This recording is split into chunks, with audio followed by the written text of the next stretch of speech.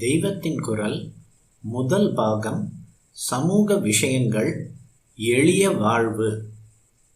வாழ்க்கை தரத்தை உயர்த்துவது என்ற வார்த்தை இப்போது ரொம்பவும் அடிபடுகிறது. சர்க்கார் திட்டங்கள் இதற்குத்தான் என்கிறார்கள். எல்லோருக்கும் வயிறு நிரம்ப சாப்பாடு, மானத்தையும் குளிர் வெயிலையும் காப்பாற்ற போதுமான வஸ்திரம், வசிப்பதற்கு ஒரு சின்ன ஜாகை இருக்க வேண்டியதுதான். இதற்கே சர்க்கார் திட்டம் போட வேண்டும்.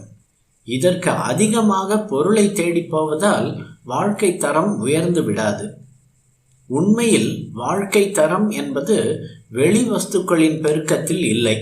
தரமான வாழ்க்கை மன நிறைவோடு இருப்பதுதான். தேவைகளை அதிகமாக்கி கொண்டு அவற்றுக்காக ஆலா பறப்பதால் நிறைவு ஒருவருக்கும் கிடைக்காது. இதை பிரத்யக்ஷத்தில் பார்க்கிறோம்.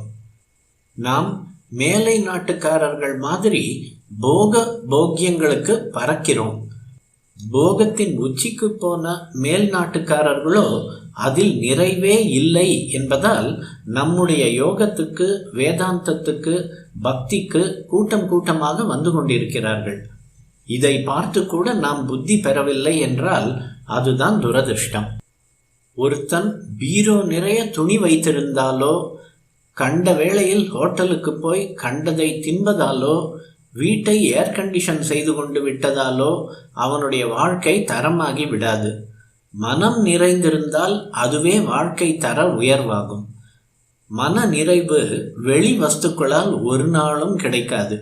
வெளி வஸ்துக்களை சேர்க்க சேர்க்க மேலும் மேலும் சௌகரியத்துக்கு ஆசைப்பட்டு கொண்டு புது புது வஸ்துக்களை கண்டுபிடித்து வாங்கி கொண்டேதான் இருப்போம்.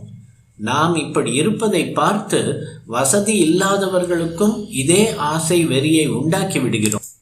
இதனால் போட்டி, சண்டை எல்லாம் உண்டாகின்றன. வாழ்க்கை தரத்தை உயர்த்துவதாக ஏக முஸ்தீபுடன் இறங்கிய பின் தான் சகலருக்கும் எப்போது பார்த்தாலும் எதையாவது வாங்கி கொண்டே இருக்க வேண்டியிருக்கிறது.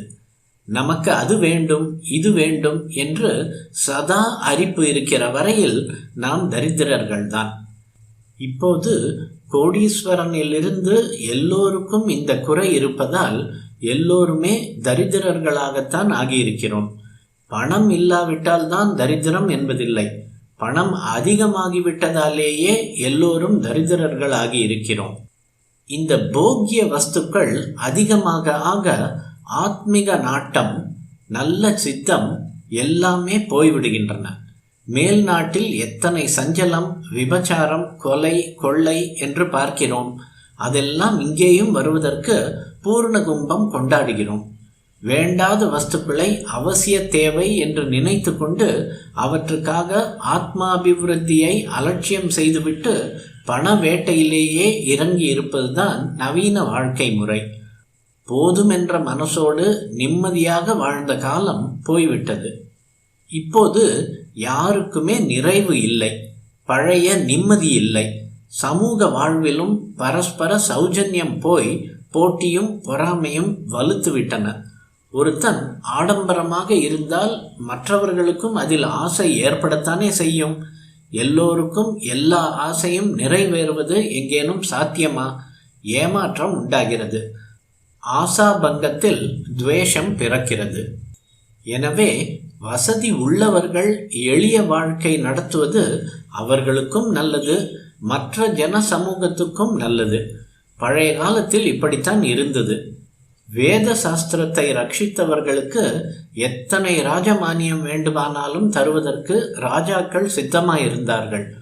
ஆனாலும் அவர்கள் பொருளில் ஆசை வைக்கவே கூடாது என்று சாஸ்திரம் விதித்தது. இதை இன்றைக்கும் சில வார்த்தைகளிலிருந்தே ஊகிக்கலாம். வெண்கலப்பானை, வைர ஓலை போன்ற வார்த்தைகளை கேட்கிறீர்கள். பானை மண்ணால் செய்தது. முற்காலத்தில் வசதி உள்ளவர்களும் பானை தான் வைத்து சமைத்தார்கள். அப்புறம் வெண்கல பாத்திரம் வந்தது. அதுவே வெண்கலப்பானை ஆகிவிட்டது. ஓலை என்பது காதிலே வெறும் பனை ஓலையை சுருட்டி போட்டுக்கொள்வதை குறிக்கும். அம்பிகை கூட பனை ஓலை தோடுதான் போட்டிருந்தாள். தாலி தலா பத்த தாடங்க என்று சியாமளா தண்டகம் சொல்கிறது. பிறகு வைரத்தில் தோடு செய்தார்கள். இருந்தாலும் வைர ஓலை என்று பழைய பெயரும் ஒட்டி கொண்டது. அந்த காலத்தில் வசதியுள்ளவர்கள் 8 அடுக்கு வீடு கட்டி கொண்டதில்லை. எல்லோருடைய வீடும் ஏறக்குறைய ஒரே மாதிரி தான் இருக்கும்.